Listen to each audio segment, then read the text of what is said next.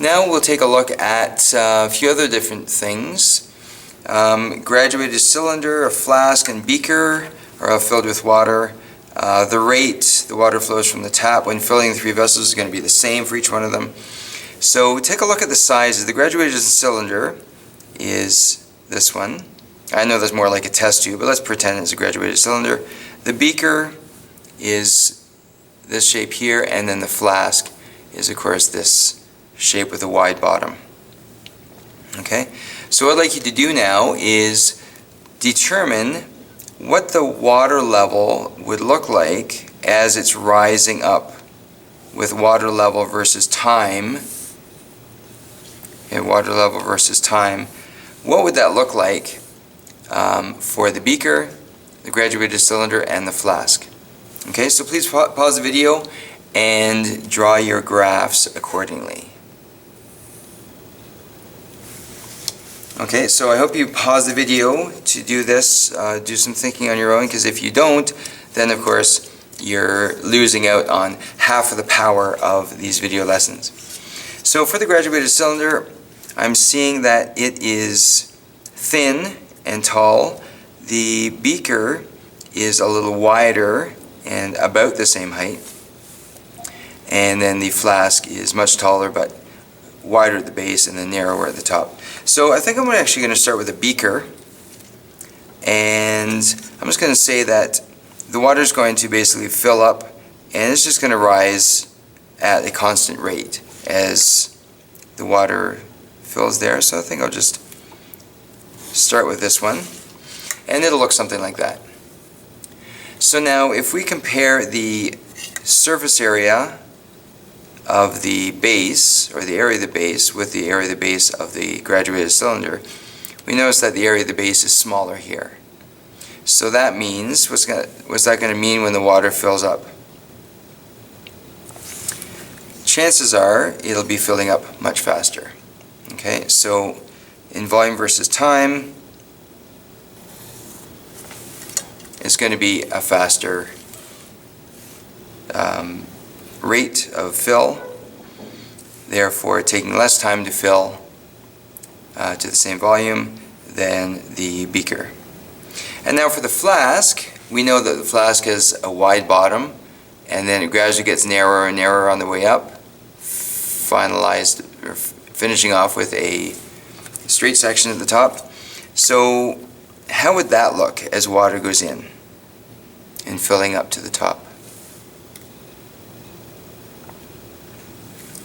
Okay, so as we see that the radius of the flask gets smaller and smaller, that would sort of indicate there would be a bit of an acceleration of the rate of filling, followed by then a constant rate.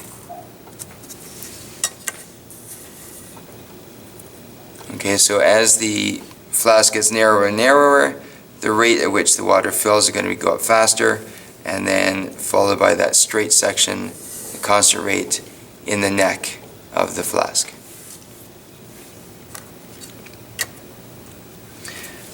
Okay, let's now take a look at the bottom here, part B, again with water level. Now we have the graphs of two vases being filled up in the same technique, water level versus time. And now what we want to do is draw what we think the vase would look like as we were to fill that up to result in these graphs. Okay, so pause the video now and take a good look at those graphs and see if you can figure out what the water level would look like, or what the vase would look like, sorry.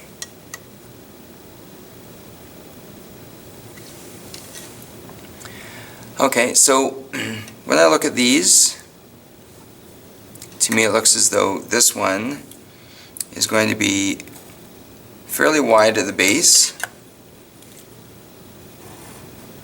and it'll be rising constantly for the first little bit.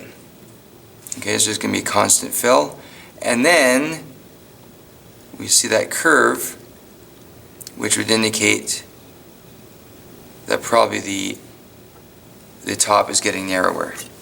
Okay, so it doesn't necessarily have to be a curve. I would say it just kind of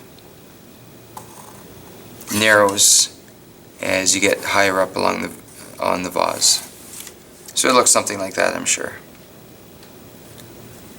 Okay, compare that to yours. And then for this one, again, a little trickier. Notice how we have it starting slower, and then goes quicker, and then slower again. What might that look like? Of course, I always like to start off by drawing the most difficult part for you.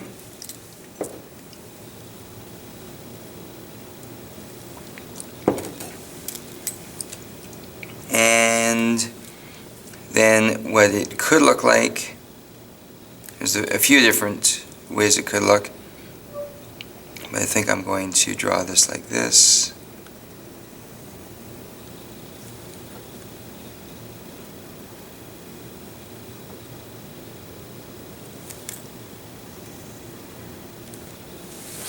It looks something like that.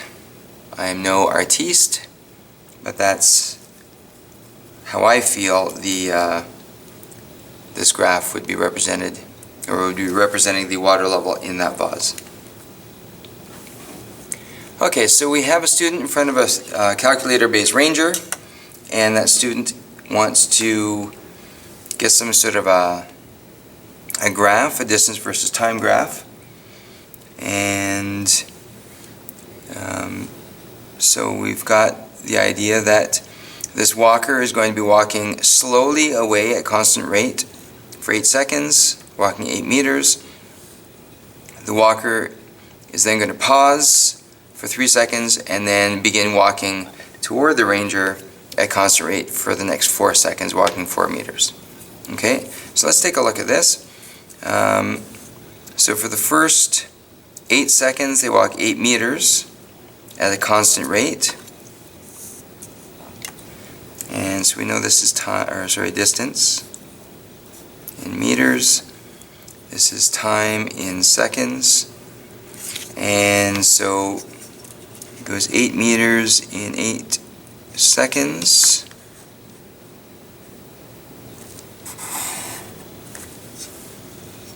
And then it pauses. The person pauses for 3 seconds.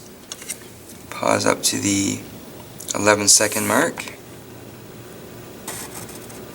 And obviously when they pause, they're not moving, so their distance from the ranger is not going anywhere. And then they're going to walk back 4 meters over the next 4 seconds.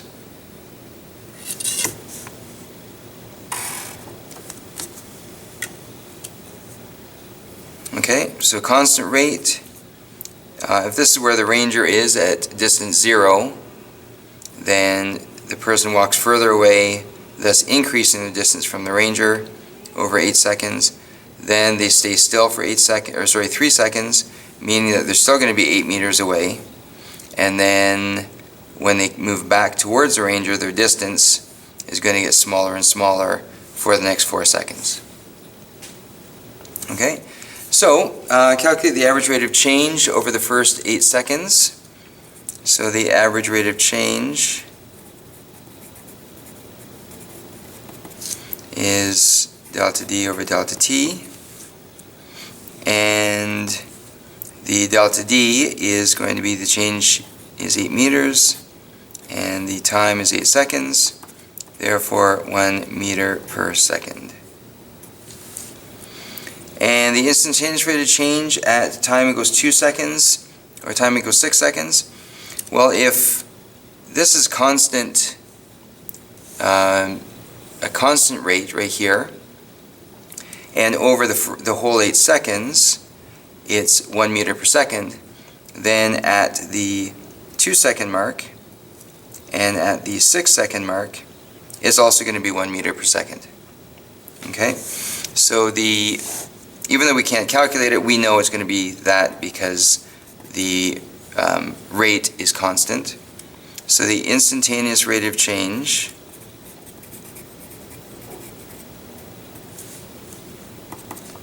is going to be the same as above, which of course is 1 meter per second.